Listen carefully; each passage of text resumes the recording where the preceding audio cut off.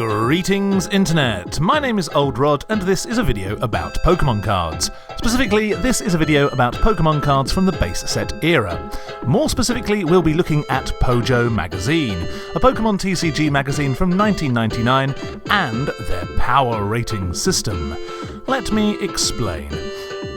From merchandise and toys to in-depth strategy, Pojo Magazine had all things Pokemon. But it is these individual card power ratings that this series of videos will be focusing on. Not only will we be looking back at the ratings Pojo gave every single Pokemon card, but we'll be asking the question, do those ratings hold up 25 years later? And how good are these cards in today's base fossil metagame? We'll be re-rating the cards using the power rating system, with anything 3 or above being competitively viable, and anything below 3 being competitively unviable. So, before we go through the cards, let's quickly head back to the base fossil landscape of 1999. Now, these were the formative years of the Pokemon TCG. The meta was far from optimised, and the landscape of gameplay and deck building looked very different than it does today. Here we have a deck from 1999, sent in by Iceman. With a high count of 23 Pokemon and a very low count of 15 trainers, you wouldn't find a build like this in 2024. Nor can I say that the Wigglytuff, Articuno, Vileplume archetype ever caught on. But just because things weren't optimised, that's not to say that people didn't know which cards were good. Looking at Pojo's top 10 base set cards, it's a solid list, containing all the usual suspects, and very few people would argue with the choice for the number 1 spot, even today. The top 10 jungle cards is a similarly decent list, with perhaps 1 or 2 surprise entries, and number 9 would certainly be higher in a modern list, but overall not bad. Now, base fossil is a format infamous for 2 things. First is the dominance of the big basic Pokemon. These Pokemon don't need to evolve and can attack for very little energy, creating a format that's fast-paced and highly aggressive. The second thing is base fossil's totally overpowered trainer cards. Nowadays, cards like these would be printed as supporters or 1 per decks, or even nerfed with something like a coin flip. But no cards were more infamous than these 2. Energy removal and super energy removal. Essentially the gatekeepers for a Pokemon card's viability. Base fossil becomes a format all about surviving energy removal. Since you can only attach 1 energy card per turn, it's not hard for your opponent to keep up with you by simply removing it. If you manage to get 2 energy onto your Pokemon, here comes super energy removal. If your opponent is playing a full set of 4 energy removal and 4 super energy removal, you're losing 12 energy cards. And if your opponent has 4 item finders to retrieve those 4 super energy removals, that's up to 20 energy cards you can say goodbye to. Why Wizards of the Coast chose to make one of the most fundamental components of the game, powering up your Pokemon, so bloody hard, is a mystery we may never solve. So with the meta totally warped by energy removals, what sort of Pokemon are viable? In general, it's Pokemon that can attack for 1 energy, Pokemon that can utilise double colourless energy, or Pokemon that can accelerate energy attachments. Pokemon whose attacks require 3 or 4 attachments to power up just don't stand a chance. So, let's check out those power ratings, starting with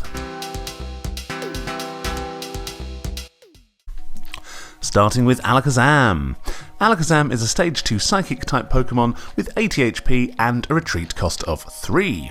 Now, what does Pojo say about Alakazam? Well, it gives it a near-perfect power rating of 4.5. Its strategy tip is, try to keep Alakazam on the bench to take advantage of its awesome Pokemon power. Well then, what is Alakazam's awesome Pokemon power? It's this, damage swap. As often as you like during your turn, you may move 1 damage counter from one of your Pokemon to another, as long as you don't knock it out. And it has an attack for 3 psychic energy, Confuse Ray does 30 damage and confuses your opponent on a heads coin flip. So Confuse Ray isn't a very good attack. At 3 energy it's too tough to power up, and 30 damage plus 50-50 confusion just isn't very impressive for a Stage 2 Pokemon. But that's all a moot point, because you're not going to be attaching energy to Alakazam or ever using its attack. Alakazam is what's known as a bench sitter. As Pojo rightly state, you don't want Alakazam in the active position, you want it on your bench using damage swap. And damage swap is a fantastic power. You can move as many damage counters around on your side of the board as you like, however you like. Being able to move damage counters off of your active Pokemon onto something else is going to keep your active Pokemon fresh as a daisy round after round and prevent your opponent from taking prize cards. So let's take a look at the cards Alakazam works well with. Alakazam's oldest and most enduring partnership has been with Chansey. Chansey is a basic Pokemon with a massive 120 HP. Its high hit points make it the perfect damage counter sponge, allowing you to move up to 11 damage counters onto it. It has often sat alongside Alakazam on the bench, bravely soaking up damage counters from your attacker in the active. Then you can play a card like Pokemon Center, instantly heal off all those damage counters and negate 110 of your opponent's damage output. With 4 Chanseys, you could theoretically soak up and heal 440 damage, undoing a lot of your opponent's hard work. Alakazam can even help out an attacking Chansey. Double Edge deals 80 damage to both your opponent and to Chansey itself. With Damage Swap, you don't have to worry about that self-damage, keeping your Chansey fighting fit.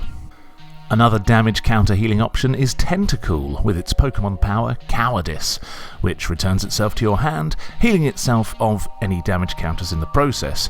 You can swap up to 2 damage counters onto Tentacool before it scoops itself up, essentially giving you a free potion each turn without having to use any trainer cards.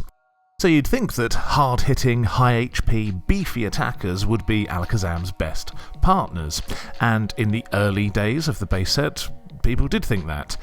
Cards like Machamp and Gyarados were paired with Alakazam, but like Alakazam, Machamp was another Stage 2 Pokemon that you had to spend time evolving up into, and really there's no point playing Gyarados unless you're playing Blastoise and using its Rain Dance power. The Jungle expansion brought a far better option in Kangaskhan. This was a high HP basic Pokemon that had Comet Punch, potentially a dangerous attack with all colourless energy requirements, and Fetch, an attack that could help search through your deck and find those evolution cards you needed. However, the Jungle expansion provided an even better partner for Alakazam in Mr. Mime.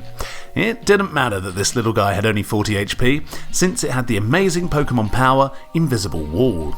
And this Pokemon power means that only attacks that do 20 damage or less can hurt Mr. Mime, effectively making Mr. Mime impossible to knock out in one hit.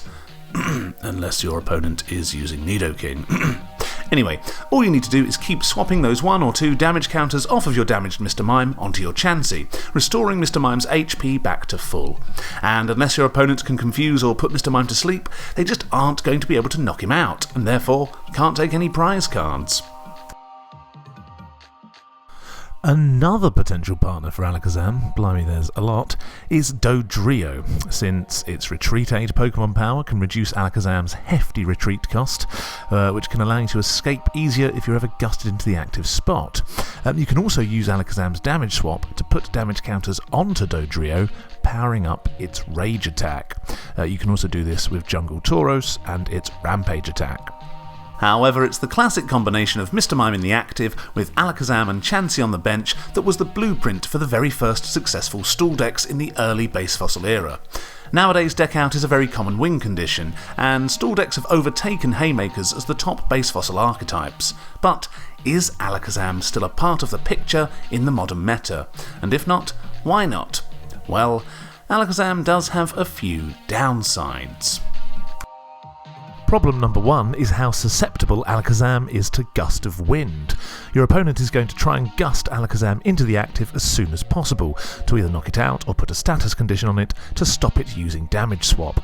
Since Alakazam won't have any energy cards on it because you never attack with it, its hefty retreat cost of 3 then becomes a major issue, and unless you have a switch card in hand, your Alakazam can easily become stranded in the active with no way to escape or defend itself. Its vulnerability in the active position makes Alakazam much more fragile than other Stage 2 Pokemon like Blastoise and Venusaur, who, despite also having amazing Pokemon powers they can use on the bench, are also able to hold their own in the active position by being powerful attackers. Problem number 2 is Alakazam being a Stage 2 Pokemon, and its weak evolution line. If you want to use Alakazam, you have to start off with a lowly Abra. With a measly 30 HP, this little guy is very easy to knock out. Abra becomes great gust of wind bait for your opponent, and starting a game with a lone Abra as your active Pokemon is a terrifying prospect. Then there's the deck space you need for all the other cards necessary to evolve up into Alakazam, things like Pokemon Breeder, Pokemon Trader, and Kadabra itself. Other store decks that run only basic Pokemon allow themselves more deck space for powerful and disruptive trainer cards, and just tend to run far smoother.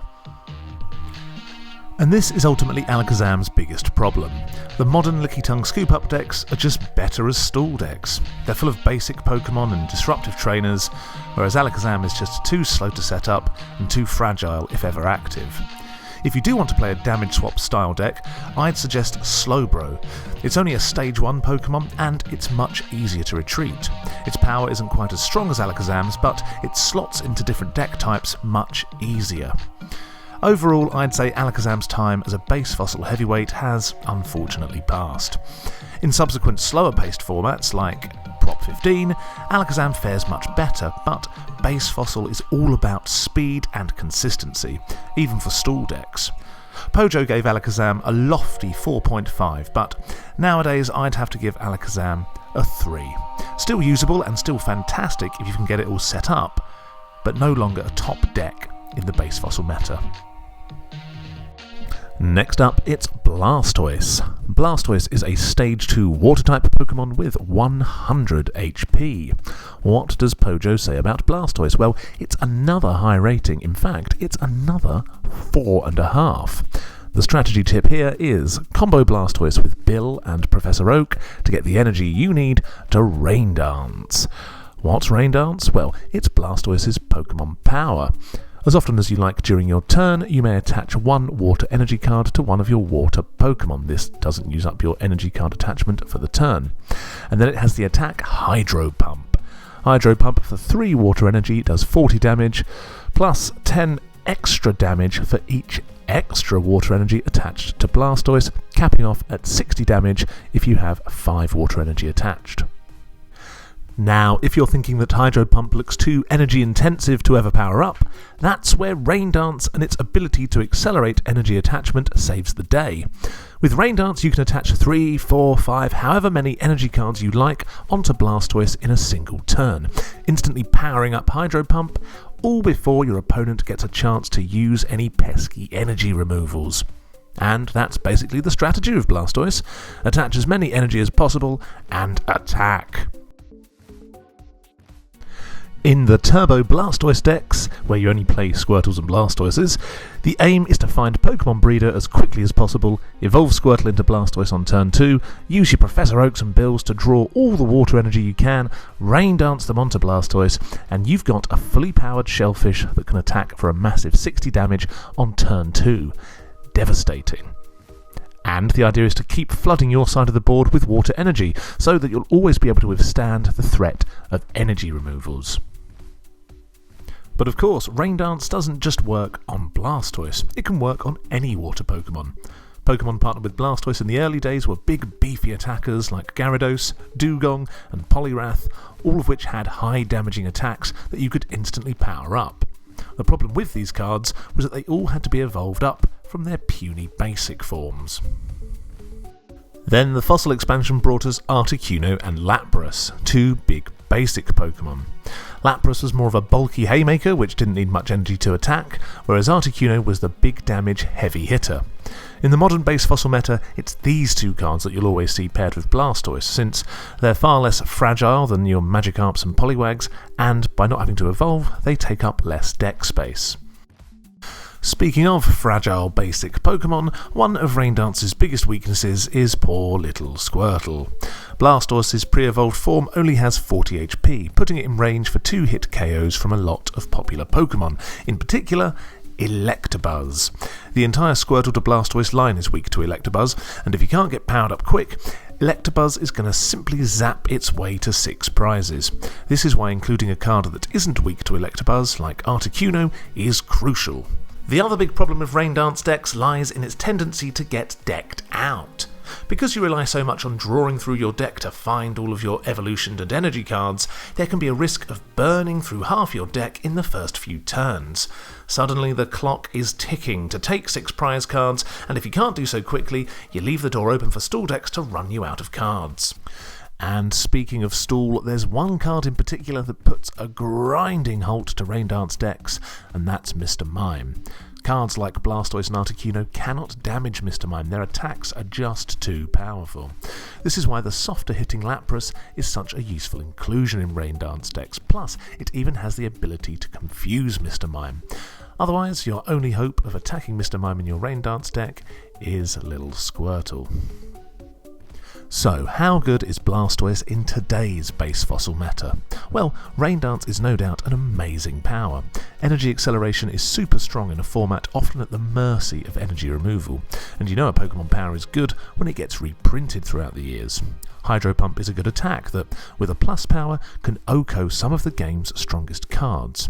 The problem with Rain Dance decks is simply that they're not quite as consistent as Haymakers or Stall decks, and it really can struggle against the latter, with deck out being a real risk. So Pojo's score of 4.5 still looks good today, but for me, Blastoise in the modern era is more like a 4. Still a great card, but just struggles against those Stall decks.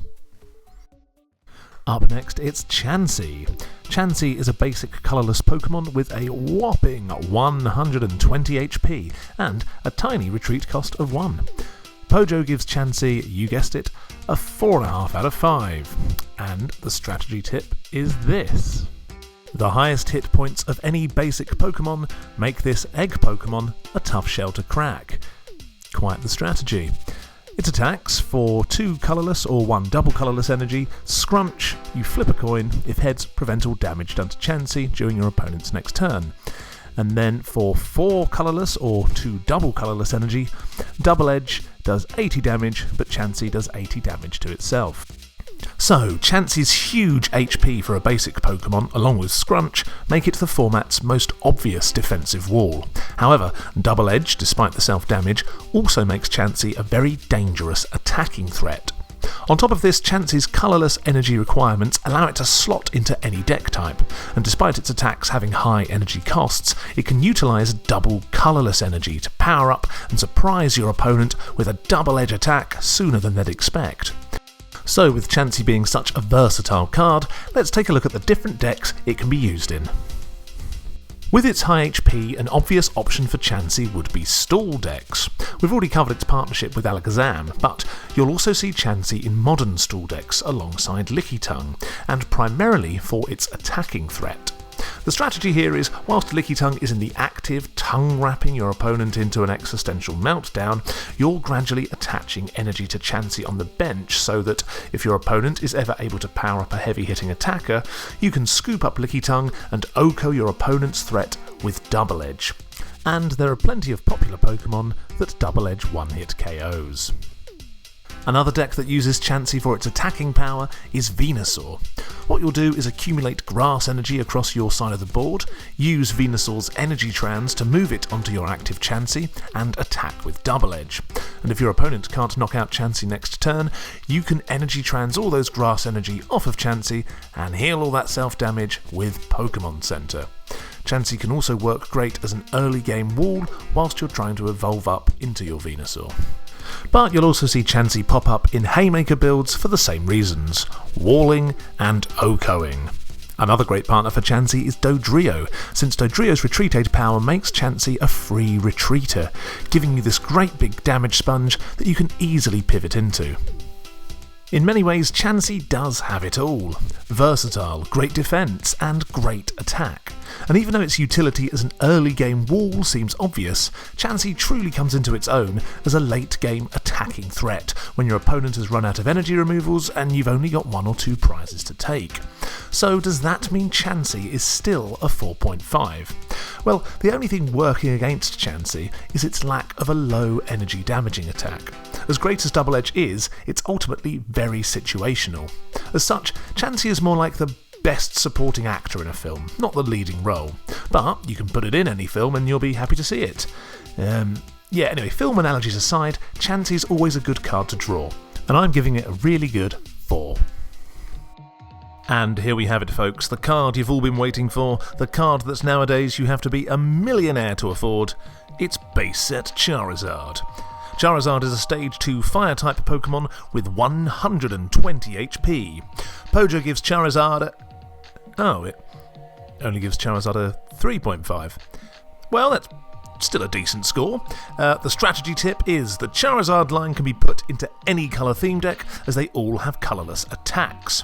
Charizard has the Pokemon power Energy Burn. As often as you like during your turn, you may turn all energy attached to Charizard into fire energy for the rest of the turn, and then its attack for 4 fire energy.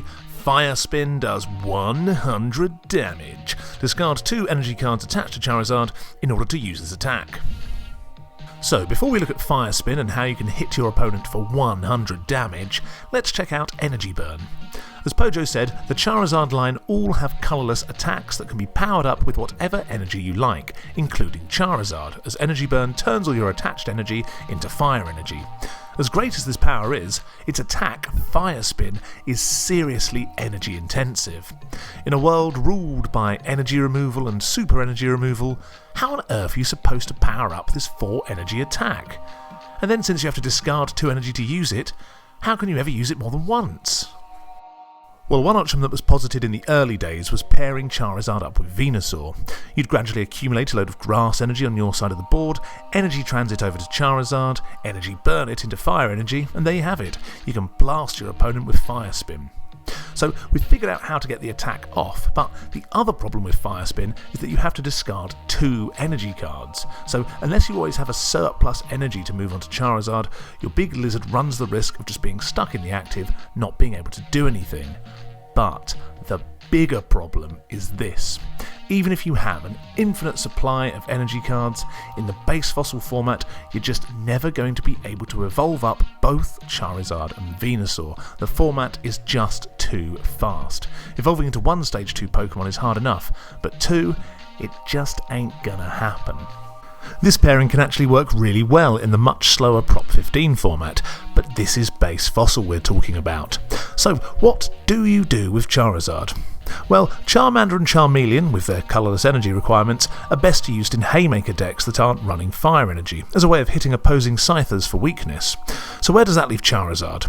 Well, we haven't yet mentioned Charizard's ability to utilise double colourless energy.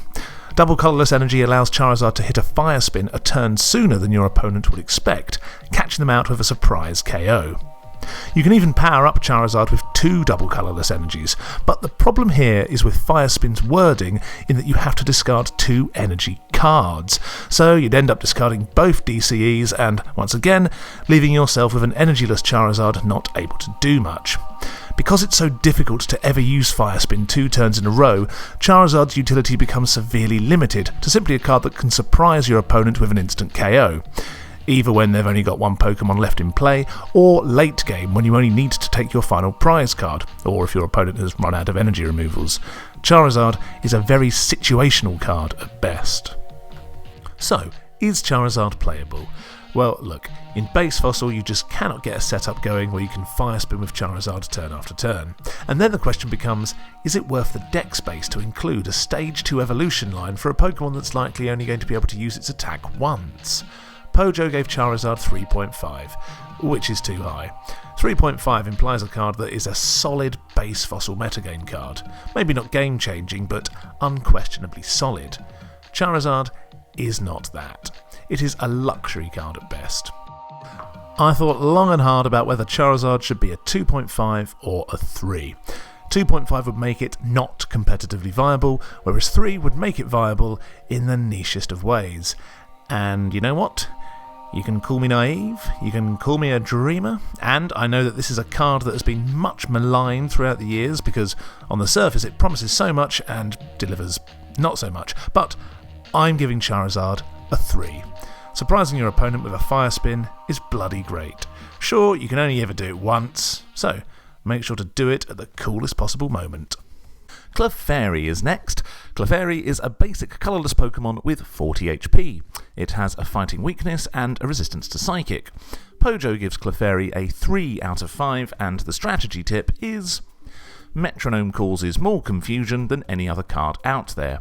Look for Metronome to be reworded in base set 2. Okay, not much of a strategy, but fair enough. For 1 colourless energy, Sing lets you flip a coin, and if heads, your opponent is asleep.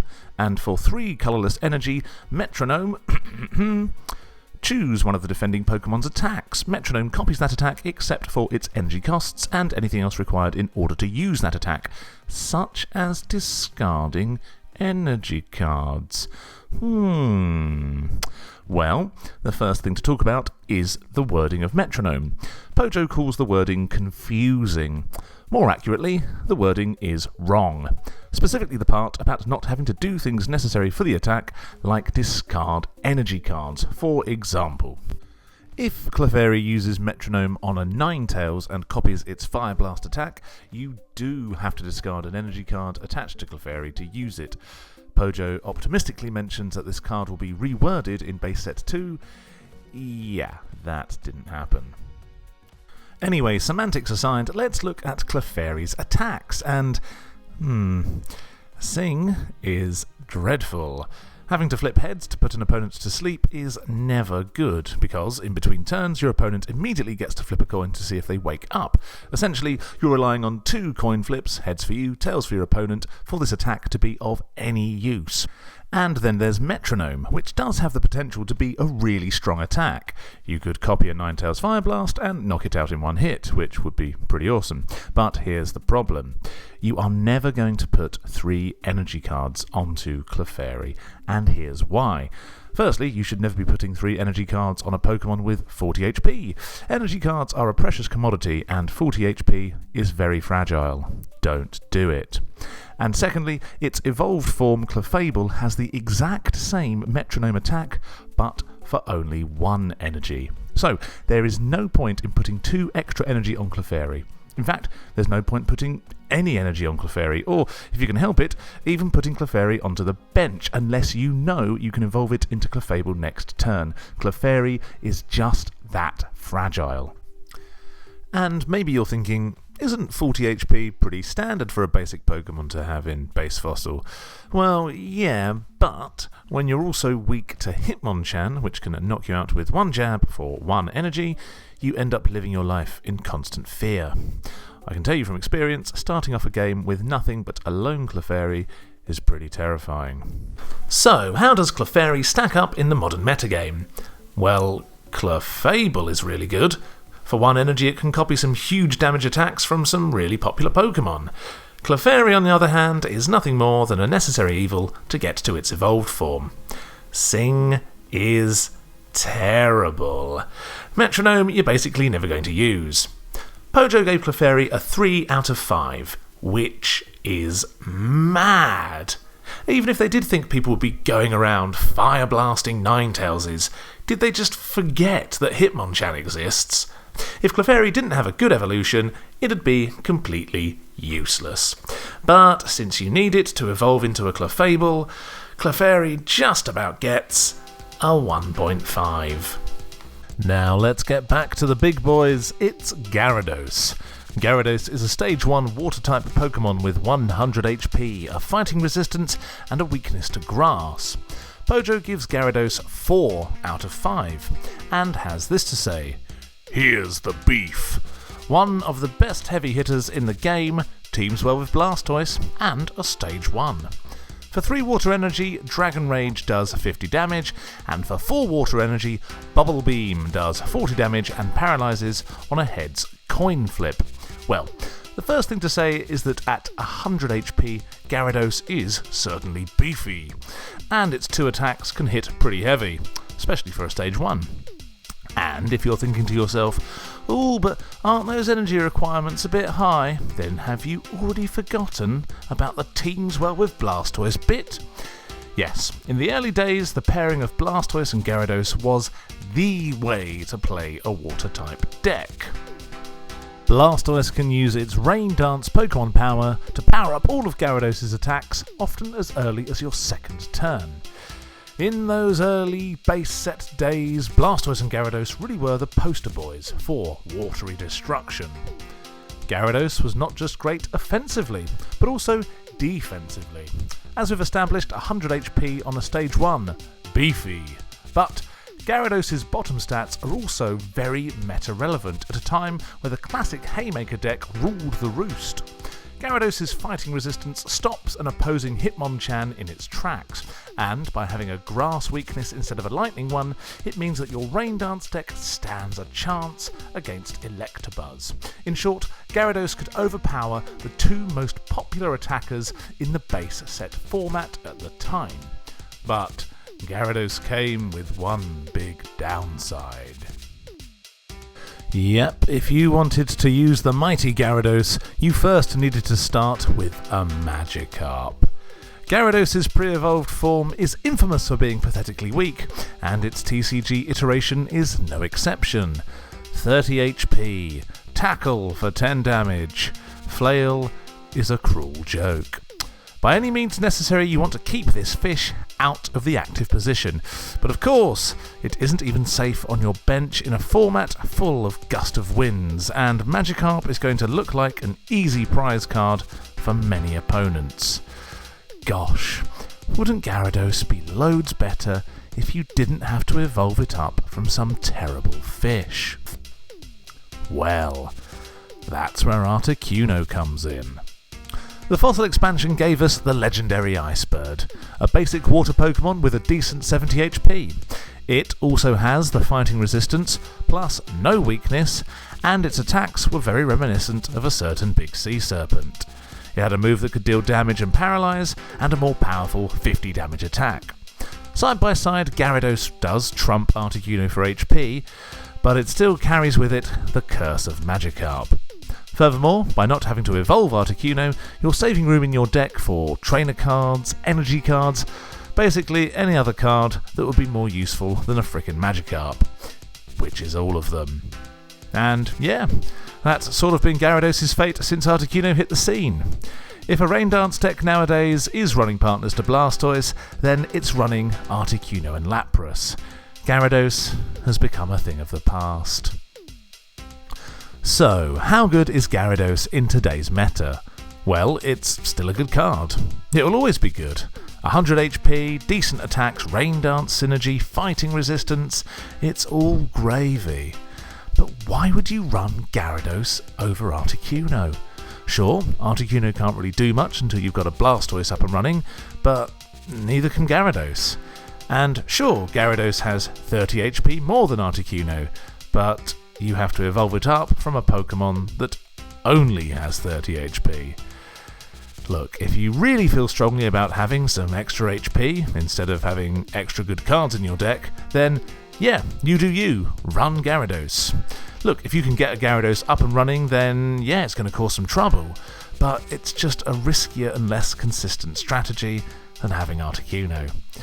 Pojo gave Gyarados a 4 out of 5, which was spot on for the first few years of the TCG, but nowadays Articuno is the optimal choice. So, Gyarados, not unviable, but just a rogue, retro, hipster sort of choice nowadays. For me, it's a 3. Next up, we have the card which defined the base Fossil metagame, the OG Haymaker. It's Hitmonchan. Hitmonchan is a basic fighting type Pokemon with 70 HP and a retreat cost of 2. Pojo gave Hitmonchan a near perfect 4.5, and the strategy tip was Speed kills. Lays down 20 damage on turn 1, 70 HP, the foundation of the Haymaker deck. For 1 fighting energy, Jab does 20 damage. For 2 fighting and 1 colourless energy, Special Punch does 40. Now, Hitmonchan is a format-defining card for many reasons. So, where do we start? Let's look at its HP. 70 HP for a basic Pokemon is very good. It means that early game, you'll usually be able to survive at least 2 turns of attacks. 70 is often considered the magic number in base fossil, since many of the metagame's heaviest hitters hit for a maximum of 60 damage. This means your opponent needs to rely on finding a plus power if they want to score a one-hit KO on Hitmonchan. Now, let's compare that 70 HP to your typical pre-evolved basic in the format. Yeah, these guys were trying to stay alive with a lowly 40 HP. Hitmonchan, with 70, is the archetypal big basic Pokemon. In terms of attacks, Hitmonchan is all about jab. 20 damage for a single energy is about as cost effective as an attack can get, and that 20 damage every turn soon adds up. Again, just look at all these pre-evolved basics. 2 jabs and these guys are goners before they can even evolve. Jab's single energy requirement also means that you don't need to worry about your opponent's energy removals. Plus, it has great synergy with your own super energy removals. You can discard your fighting energy to remove 2 of your opponent's energy cards, reattach another energy onto Hitmonchan, and you're ready to keep on jabbing. Rarely a turn will go by where you can't dish out a solid jab. As a side note, good luck trying to run a Lightning Evolution deck in the base set format. All the pre-evolved basics have 40 HP plus a fighting weakness. That's a turn 1 KO from jab. Wizards of the Coast, why do you do these cruel, cruel things?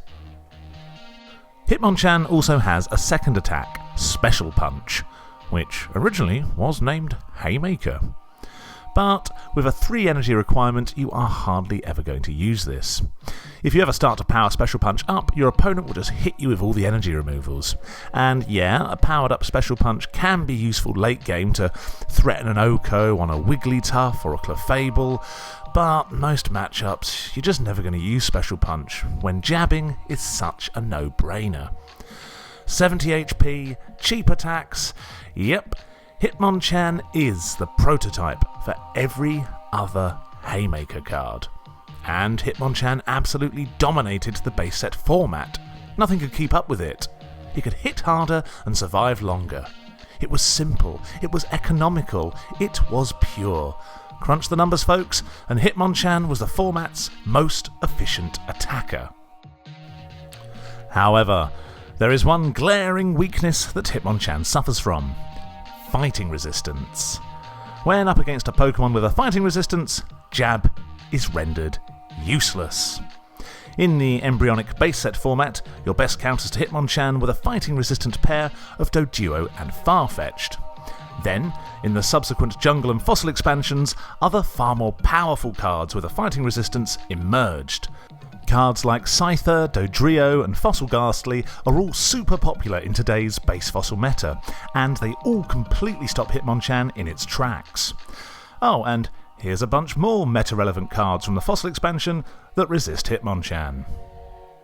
The prevalence of all these fighting-resistant flying types means that you cannot run a Hitmonchan or fighting type only deck.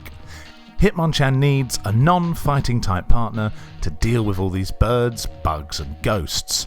And in the early days of base set, Hitmonchan's partner was obvious: Electabuzz.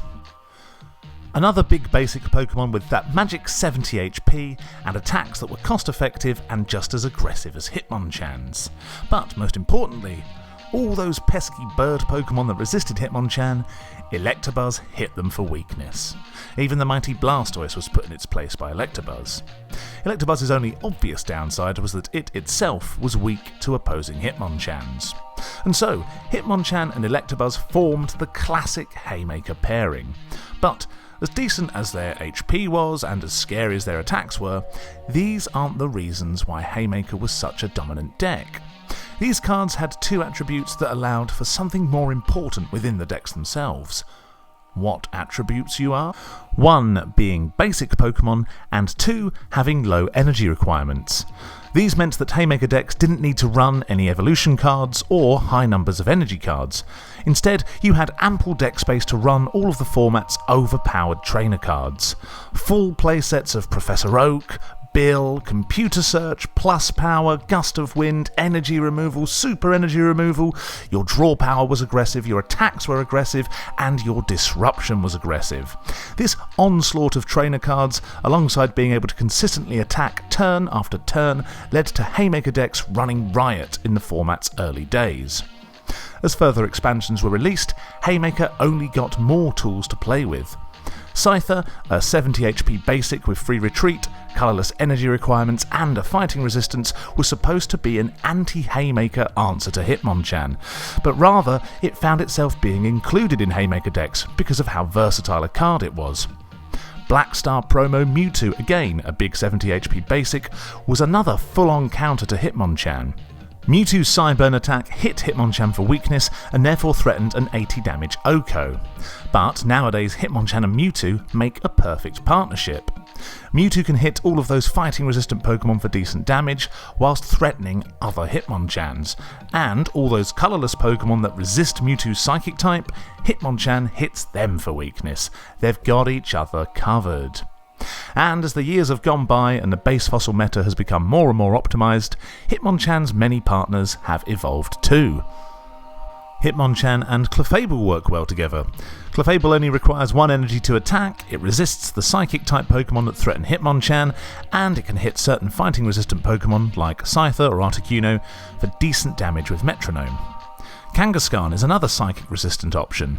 Although its Comet Punch attack requires a lot more energy to use, it has the advantage over Clefairy of being a basic Pokemon, and a bulky one at that. Wigglytuff is another psychic resistant option to partner Hitmonchan with.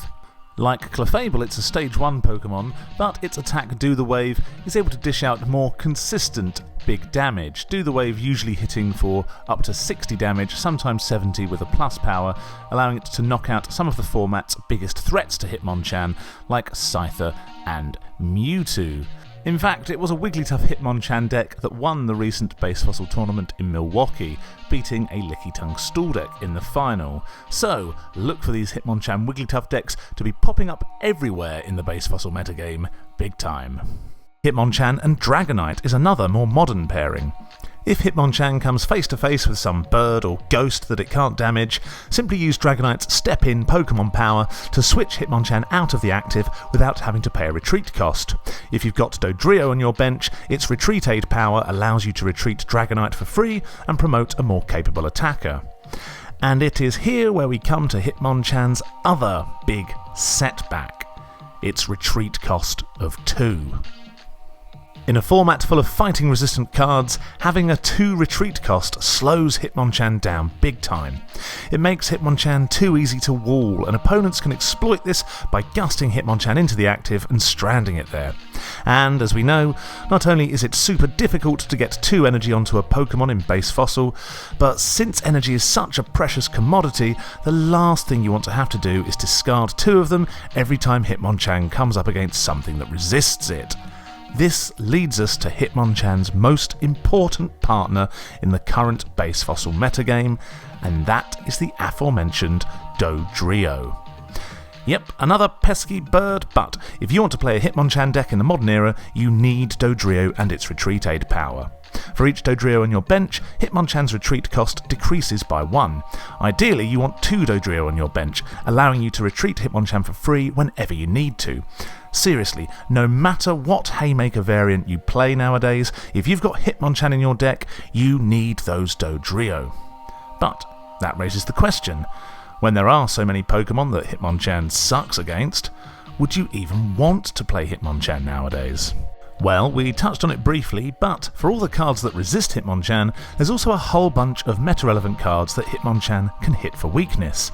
Electabuzz, Chansey, Clefairy, Wigglytuff, Kangaskhan, and, most crucially, Lickitung.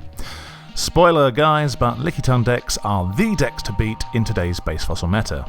The agonising ordeal of being tongue-wrapped and energy removaled over and over again is bad enough. Then, just when you've nearly knocked this big pink nightmare out, it gets scooped up and the whole cycle continues again and again and... But Hitmonchan, with its single energy attack, is no slave to energy removals. For 1 energy, Jab hits Lickitung for 40 damage. If you can survive a tongue wrapping, then the ideal follow-up turn is to find a plus power, attach it, and deliver that knockout jab for 50 damage, acquiring a rare prize card off of a Lickitung. Late game, you might even be able to power up Special Punch with a plus power for an Oko. Of course, all Lickitung decks include Scythers to scoop up into as soon as your Hitmonchan steps into the active, which is why you need Dodrio and some alternate attacker. It's a mad carousel of revolving Pokemon is Base Fossil, but the draw of being able to KO a Lickitung in 2 turns is appealing enough to see Hitmonchan remain a popular and important part of today's metagame. And there's even the more recent phenomenon of the Hitmonchan-Lickitung combo deck, where you've still got the classic Lickitung scoop up, energy removal, pivot into Scyther routine going on, but these decks also include Hitmonchans to hit opposing Lickitung decks for that fighting weakness, keeping alive the old adage, if you can't beat them, join them. So, with all this said, how good is Hitmonchan today? Hitmonchan epitomises the aggressive nature of the base fossil metagame. Attack early and don't stop. It's a lean, mean, jabbing machine that can withstand energy removals, partner well with your own super energy removals, it eats pre-evolved basics for breakfast, and it completely warps the meta to the point where every deck has to play a Pokemon with fighting resistance to counter it. There's no denying that back in the base set era of 1999, Hitmonchan was the king. But that title has been taken. Lickitung stall decks are the best decks in the format nowadays, simply because taking 6 prizes in base fossil is really difficult. But Lickitung's dominance has kept Hitmonchan meta-relevant. Nowadays, Hitmonchan relies on more partners than it did 25 years ago.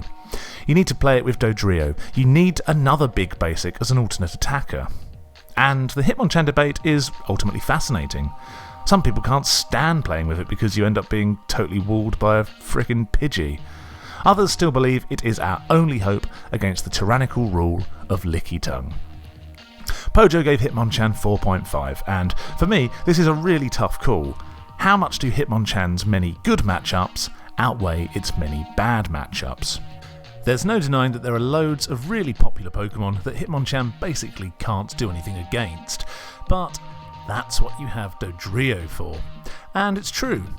After the release of Base Fossil, Hitmonchan's popularity did start to decline once all these brand new fighting resistant Pokemon entered the fray. But today is the metagame of 2024. The 2 biggest threats out there are Wigglytuff and Lickitung, both of which Hitmonchan can score a 2-hit KO on for just a single energy. This makes Hitmonchan so meta-relevant still.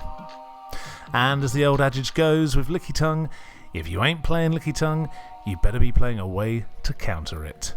And yep, like I said, Hitmonchan needs Dodrio, but Lickitung needs Scoop Up. It's these combinations that make the metagame what it is. So what score am I going to give the most iconic card from the base set? Well, iconic for those that did actually play the game. Well, the answer is simple. As long as we have Lickitung running amok, we need Hitmonchan. Therefore, Hitmonchan's score stays at 4.5. And yeah, that is it for this video. That's the first half of the base set Holo Rares all covered. In the next video, we'll be looking at the rest of the base set Holo Rares, and there are some pretty iconic cards to deal with in that video. As I'm sure you've noticed, the trend in this video for my re-ratings of the power ratings have always been to give them a slightly lower score, but I think that's just a reflection of where the metagame is in the modern era and how the game has been optimised since, well, 25 years ago. This video's run a bit longer than I was intending, but there are some pretty big archetypes to cover in this video, and the subsequent videos will probably all be a bit more on the shorter side. If you do want to follow this journey of literally going through every single card that ever got a Pojo power rating, looking at that rating and then seeing how well that rating conforms to today's current metagame, then please like, share, subscribe, and see you in the next video. Old Rod out.